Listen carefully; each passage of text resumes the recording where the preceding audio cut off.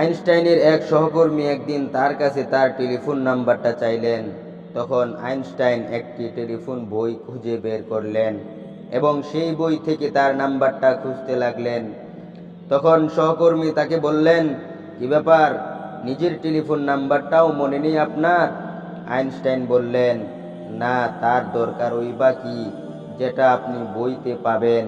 সে তথ্যটা মুখস্থ করে খরচ করবেন কেন? আইনস্টাইন ছোটবেলায় তুলনামূলক অনেক দেরিতে কথা বলতে শেখেন। এ কারণে তার বাবা মা অনেক দুশ্চিন্তায় ছিলেন। একদিন রাতে খাবার টেবিলে বসে সকলে খাচ্ছেন। এমন সময় বালক আইনস্টাইন চিৎকার করে বললেন, এই স্যুপটা বড্ড গরম। তার বাবা মা যেন হাঁফ ছেড়ে বাঁচলেন। ছেলের মুখে প্রথম কথা শুনে বাবা মা বেশ অবাক হয়ে তাকে জিজ্ঞেস করলেন, আগে তুমি কথা বলনি কেন? উত্তরে আইনস্টাইন বললেন, কারণ এর আগে তো সব ঠিকই ছিল।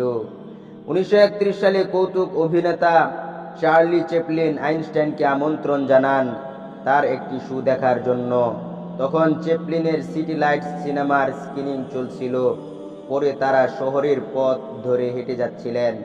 তখন চ্যাপলিন আইনস্টাইনকে জিজ্ঞেস করলেন, সবাই আমাকে সহজেই বুঝে, এই জন্যই আমার এত জনপ্রিয়তা, কিন্তু মানুষ আপনাকে কেন এত পছন্দ করে বুঝলাম না।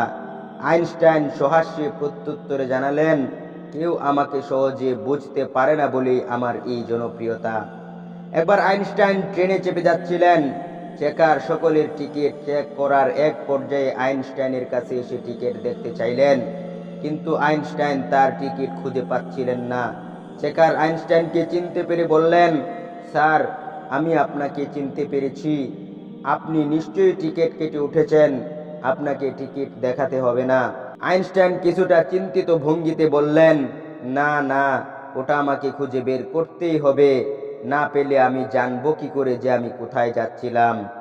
আইনস্টাইনের কাছে একবার অপেক্ষিকতার সহজ ব্যাখ্যা জানতে চাওয়া হলে উত্তরে আইনস্টাইন বললেন, আপনার হাত একটা জ্বলন্ত চুল্লির উপর ধরে রাখুন, মনে হবে 1 ঘন্টা পার হয়ে গেছে, কিন্তু একজন সুন্দরী মেয়ের পাশে 1 ঘন্টা বসে থাকুন, আপনার কাছে মনে হবে মাত্র 1 মিনিট পার হলো। এটাই অপেক্ষিকতা। একবার আইনস্টাইন বাইরে থেকে বাড়িতে ফিরে দরজায় করাঘাত নাড়লেন। ভেতর থেকে তার স্ত্রী ভাবলেন অন্য কেউ হয়তো আইনস্টাইনকে খুঁজতে এসেছেন। তাই তিনি বেশ বিরক্তি হয়ে চেঁচিয়ে বললেন, আইনস্টাইন বাড়িতে নেই। ব্যাস, চিন্তিত আইনস্টাইন কোনো কথা না বলে উল্টো হাঁটা ধরলেন। আইনস্টাইনের যিনি ড্রাইভার ছিলেন তিনি একদিন আইনস্টাইনকে বললেন, আপনি প্রতিটি সভায় যে ভাষণ দেন সেইগুলি শুনে শুনে আমার মুখস্থ হয়ে গেছে। উনি তখন বললেন, বেশ, তাহলে এর পরের মিটিংয়ে যেখানে যাব তারা আমাকে চেনেন না, তুমি আমার হয়ে ভাষণ দিও আর আমি ড্রাইভার হয়ে বসে থাকব। এরপর সেই সভায় তো ড্রাইভার হুবহু আইনস্টাইন এর ভাষণ গড় গড় করে বলে গেলেন। উপস্থিত বৃদ্ধজনেরা তুমুল করতালি দিলেন। তখন তারা ড্রাইভারকে আইনস্টাইন ভেবে গাড়িতে পৌঁছে দিতে এলেন।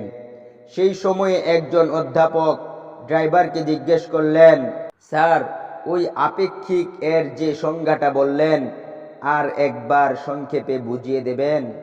আসল আইনস্টাইন দেখলেন বিপদ, এবার তো ড্রাইভার ধরা পড়ে যাবে। কিন্তু তিনি ড্রাইভার এর উত্তর শুনে তাজ্জব হয়ে গেলেন। ড্রাইভার উত্তর দিল, এই সহজ জিনিসটা আপনার মাথায় ঢোকেনি? আমার ড্রাইভারকে জিজ্ঞেস করুন, সে বুঝিয়ে দেবে। শেষ কথা, জ্ঞানী ব্যক্তিদের সাথে চলাফেরা করলে আপনিও জ্ঞানী হবেন। আপনি যেমন মানুষের সাথে ঘুরবেন তেমনই হবেন। এই জন্যই কথায় আছে, সৎ সঙ্গে স্বর্গবাস, অসৎ সঙ্গে সর্বনাশ।